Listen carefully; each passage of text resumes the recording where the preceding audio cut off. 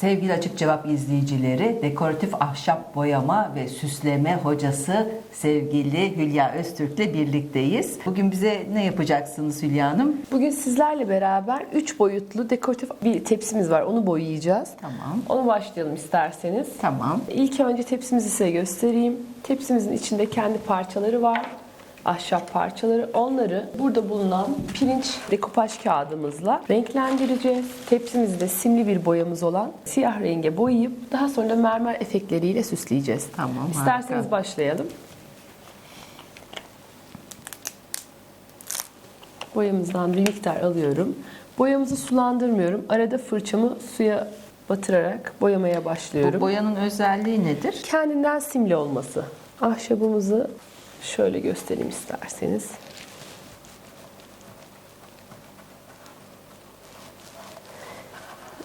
Bu içteki kısımları boyamıyorum sığmaması için. Orada kat oluşturuyor boyamız. Yerleştiremeyiz öyle olursa. İnce mi almak gerekiyor boyayı? Evet, boyamızı az alıyorum. Yedirerek aynı yönde sürmeye dikkat ediyorum. Kendinden simli olduğu için mermer efektiyle buluşunca daha güzel bir görüntü elde edeceğiz.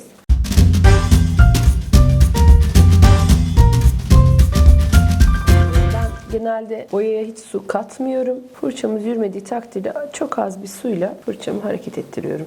İçeride fazla birikintiler olabilir, sorun değil. Onları bir şekilde düzeltiyorum. Fazla boya biriktiği zaman onu gene Evet. suyla, fırçayla alabiliyorsunuz Evet, evet. herhalde. Üstünden geçerek. Evet, bir kat oluşturursa geyikleri tekrar yerleştirmem problem olur. O yüzden güzel, zor bir tepsi aslında. Kolay bir tepsi değil ama Bitince çok güzel olacak. içinde çok güzel olacak.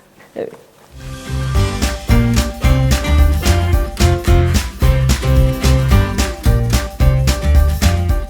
Simli boyalarımız çok güzel ışıltı veriyor. Bu da normal ahşap boyası ama değil mi? Evet, ahşap boyası bu yeni çıkan ürünlerden biri. Hem parlaklık anlamında hem zemin oluşturma anlamında severek kullandığımız bir boya.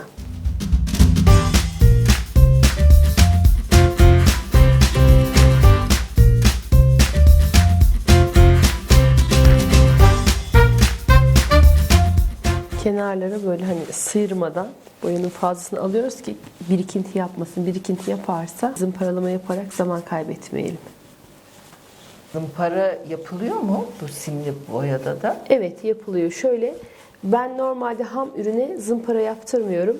İlk bir kat boyattıktan sonra, çünkü eğer boyamadan zımpara yaparsanız o zımparadaki ahşabın tozları ciğerlerimize, işte burnumuza alerjisi olanlara zarar verebiliyor. Ama boyadıktan sonra zımpara atarsak boyanın içine hapsoluyor ahşap parçaları ve yere iniyor. Dolayısıyla vücudumuza, ağzımıza, burnumuza kaçmadan zarar vermiyor.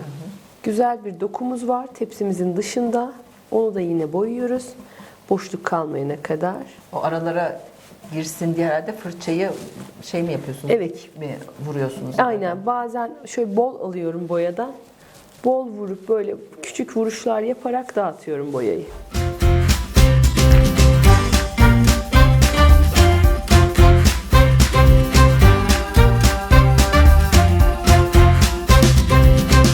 Sapların iç kısmını da unutmuyoruz bu arada. Burayı az evvel boyamamışız. Boyamak çok keyifli bir iş. Bütün stresinizi alıyor. Ortaya yeni bir ürün çıkartmak ayrı bir heyecan. Keyifli bir iş. Hem kendi evlerini süslemek için kullanabilirler, hediye edebilirler, Kesinlikle. satabilirler. Evet. Bir ek gelir için de çok. Evet, çok yönlü ahşap boyama gerçekten.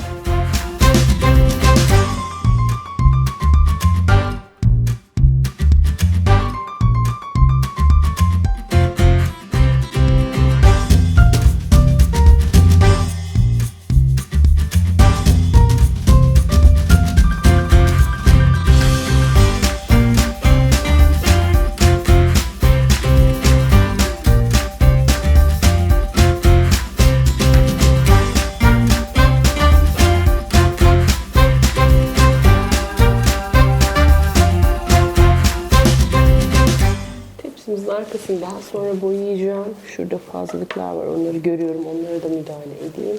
Ne kadar da kurur bu? Şimdi bir 15-20 dakikaya kadar kuruyacak. O kuruyana kadar ben pirinç dekopajımı yapıştıracağım. Tepsimizin ön yüzü kurudu. Şimdi arkasını çeviriyorum. arkasını boyayacağım. Yine boyayı fırçama yüklüyorum. Hep aynı yönde mi? Evet, aynı yönde dikkat ediyorum, aynı yönde sürmeye. Fırçayı Fırçamı- sulandırdınız. Evet, fırçayı arada suya bandırıyorum. O zaten makyajı dümdüz bir görüntü, fırçanın çizgilerinin kalmamasını sağlıyor. Ben genelde hep dediğim gibi boyama hiç su katmıyorum.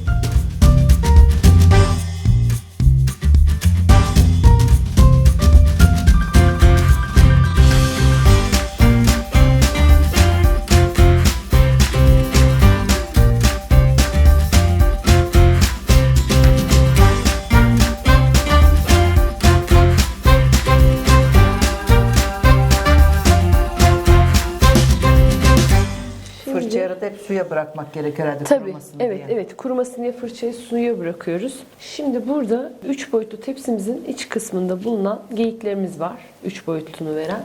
Onları da pirinç dekopaj dediğimiz kağıtlarımız var. Bu kağıdımızla kaplıyoruz.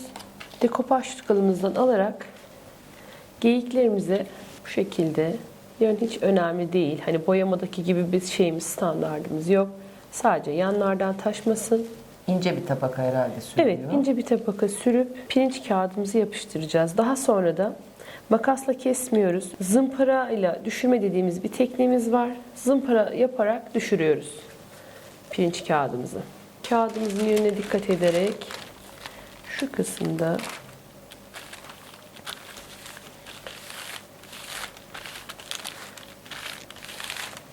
daha sonra elimize kuru bir bez alarak, pamuklu bir bez, kat olmaması için pirinç dekopaj kağıdı diğer dekopaj kağıtlarına göre daha kullanılması kolay. Daha sevdiğimiz bir kağıttır. Yanlış biraz böyle hani esnemeler olabilir. Onları düzeltiyoruz. Pamuklu bez yardımıyla yapışmasını sağlıyorum.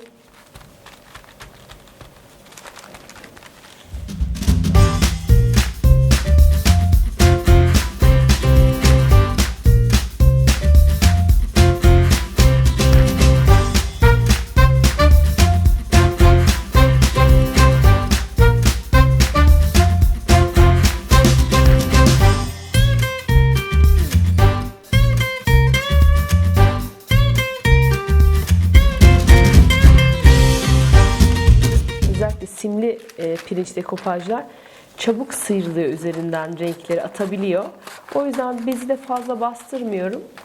Olabilecek şekilde dokunup Böyle tampon hareketlerle evet, mi evet, daha mantıklı? evet, aynen. Yavaş yavaş tampon yaparak yerleştiriyorum. Şöyle, şöyle. Hani şu şekilde bir şey yapmıyorum. Çünkü pirinç dekopajımızı bozabilir o hareketimiz. Sıyırır üstündeki Evet. seni. Yine bunu da böyle yapıyoruz. Bekletiyoruz. Şöyle göstereyim size. Bu da böyle.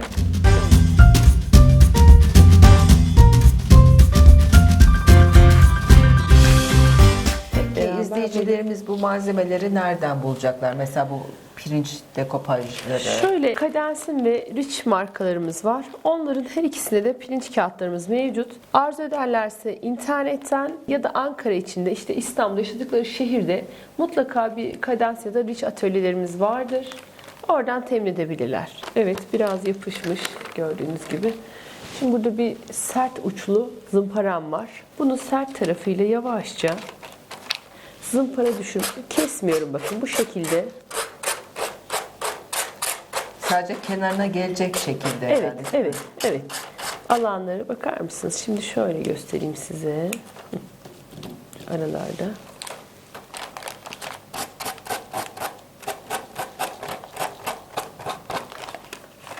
Zımparayla düşürme dediğimiz bir teknik. Bakın sıfır çıkıyor. Görüyor musunuz?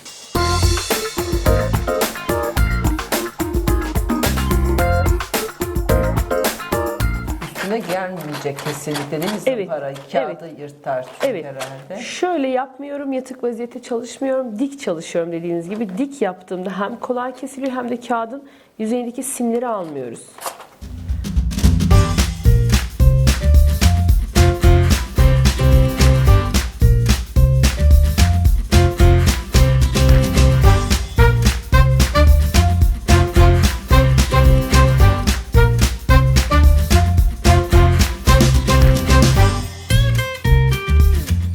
Tam yapışmadan bu işlemi yaparlarsa kağıdı yırtma olasılıkları var herhalde, Evet, değil mi? aynen. Kağıt iyice kuruduktan sonra, yani kuruma işlemi gerçekleştikten sonra, yoksa hem üstündeki sim hem kağıdımız boşa gidebilir. Yani eğer görürlerse yapışmayan bir yer olduğunu, Evet, bu zımparayı yapmadan önce onu yapıştırsınlar kesinlikle. Yoksa kağıdımız kalkar.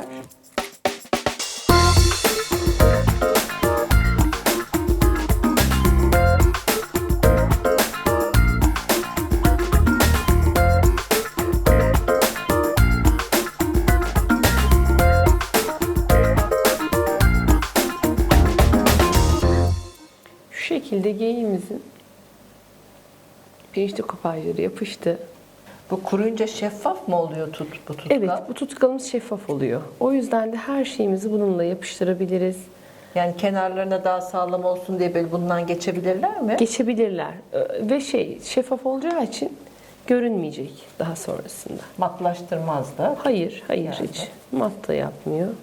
Bakın diğer geyiğimizin parçası da bitti. Geyiklerimize pirinç dekopajlarımızı yapıştırdık. Varaklı pirinç dekopajlarımız bunlar. Siyah gold ve siyah mermer efektlerim var. Bunları tepsimize çok az miktarda sıkacağım. Mermer görüntüsü vermesi için. İlk önce kullanmadan evvel iyice çalkalıyorum mermer efektlerini. Şimdi çok az, yana doğru hafif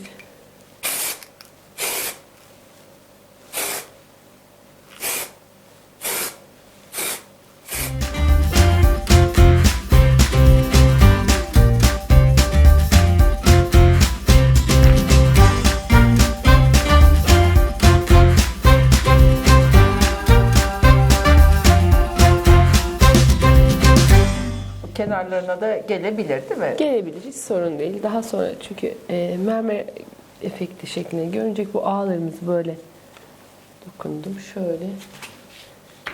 Şimdi bu geyiklerimizi yerine yapıştıracağız. Ahşap yapıştırıcımızla bu şekilde sürüyorum. Arkadaşlar, objemize zımpara yapmadık. Çünkü zaten bu objemiz çok zımparası güzel yapılmış bir şekilde almıştık. Normalde siz ürünlerinizi elinizle kontrol ederek şu şekilde bakın. Elinize takılan pürüzlü bir yer varsa lütfen zımparasını yapın. Bir kat Boyadan boyadıktan sonra. Evet, bir kat boyadıktan sonra. O bir kat boyadan sonra tekrar boya geçmeleri gerekiyor mu zımparadan sonra? Tabii zımparadan sonra bir kat boyuyoruz. Zımpara yapıyoruz, tekrar boyuyoruz.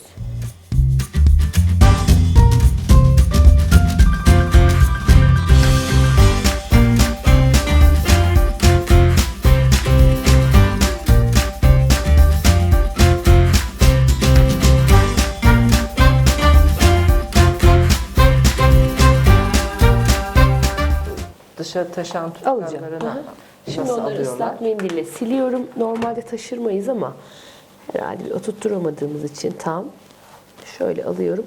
Şeffaf, ahşap tutkalı olduğu için şeffaf. O yüzden de şöyle alalım. Islak mendili silince Evet. sıkıntı olmuyor. Aynen. Islak mendili şu fazlalıklarını toparlıyorum. Taşanlar olabiliyor. Şöyle bakın, tepsimizi oturtturduk. Geyiklerimizi yaptık. Mermer efektlerini sıktık. Simli boyamızla ilk önce boyamıştık. Şimdi geyiklerimizin bu pirinçleri daha iyi olsun diye, yani kalkmasını istemiyoruz. Şuradan dekopaj tutkalını alıyoruz. Yine fırçamızla dekopaj tutkalımızdan şöyle göstereyim. Geyiklerimize bir miktar sürüyoruz. Şeffaf olduğu için yanları taşanları da kuruyacak. Görmeyeceğiz. Bu vernikten önce korumayı alıyorum. Bu dekopajı, bütün kağıtlarımızı. Dekopaj Bu kağıtlarda kağıdı da, korumak için yani. evet, evet. Pirinçlerde de, normal kağıtlarda da dekopaj tutkalı diye geçiyor. Hepsini korumaya alıyor.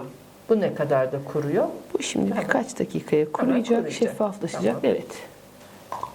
Suyu bırakalım fırçamızı. Fırçalarımızı tutkalladıktan sonra, özellikle tutkallı iş yaptıktan sonra ya da vernikli mutlaka suya bırakıyoruz. Kurumaması için uçlarının. Şimdi bekliyoruz biraz kurusun. Geyiklerimizi yapıştırdık. Dekopaj tutkalını sürdük. Mermer efektlerini attık. Şimdi tepsimizin şu dış gördüğünüz kenarlarını bu doralarla geçiyoruz.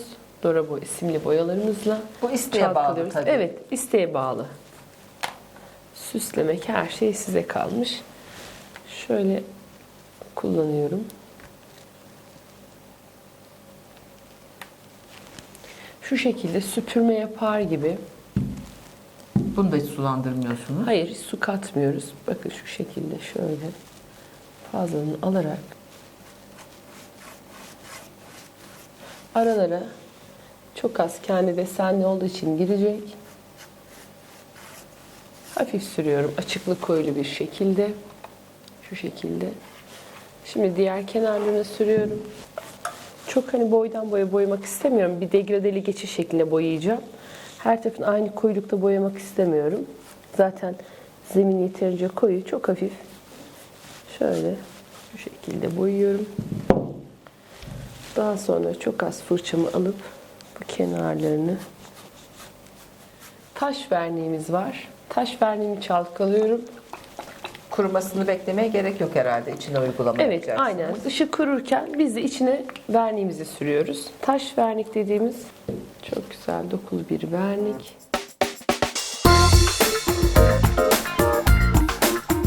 Bu fırçaların özelliği nedir? Bu fırçalarımızın hepsi ipek fırça.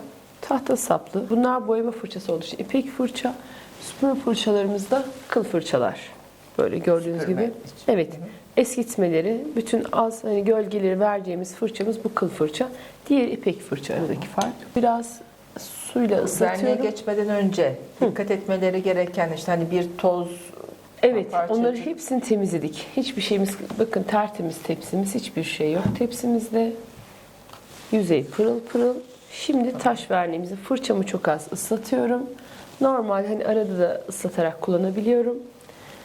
Bu şekilde parlak bir görüntü olacak şekilde verniğimi sürüyorum. Zaten gördüğünüz gibi bütün alttaki boya canlandı. Çok güzel bir vernik, taş verniğimiz. Hem sağlam hem de çok güzel bir mermer efekti görüntüsünü bütünlüyor. Bunu sürerken uygulamada dikkat etmeleri gereken Evet. hani az almamak, işte Şöyle, iz olmaması. Onu En nasıl son yapacaklar? onları yapacağım. Şu anda bol bol sürmeye çalışıyorum. Suyla dağıtıyorum bu verniğimizi. Taş vernik. Suyu seviyor. Su oldukça daha da rengi güzelleşiyor. Mat görüntüsü gidiyor. Sadece fırçayı ıslatmanız yeterli. Aynen, aynen ve çizgi bıraktırmamaya çalışıyorum. Her yeri eşit oranda sürmeye çalışıyorum. Bir yerde çok yüksek, bir yerde çok alçak olsun istemiyorum. Fırçayla eşit dağılımını sağlıyorum. Tek kat mı uygulanıyor bu vernik? Kuruduktan sonra bir kat, ya 3 kat uygulanabilir, daha güzel bir sonuç veriyor. Şimdi bu kuruyacak bir müddet. İkinci katı, daha sonra üçüncü katını sırayla atacağız. Bir katın kuruması ne kadar sürüyor? Yani birkaç saat sürebiliyor. Şöyle alayım. Bazen ortamın sıcaklığına göre bu yarım saate inebiliyor.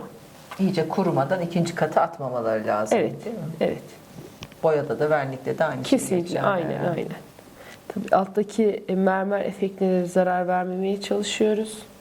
Çünkü örümcek ağı gibi bir görüntü mermer efektimiz. Onları fazla fırçamızı bastırmadan nazik nazik sürüyoruz.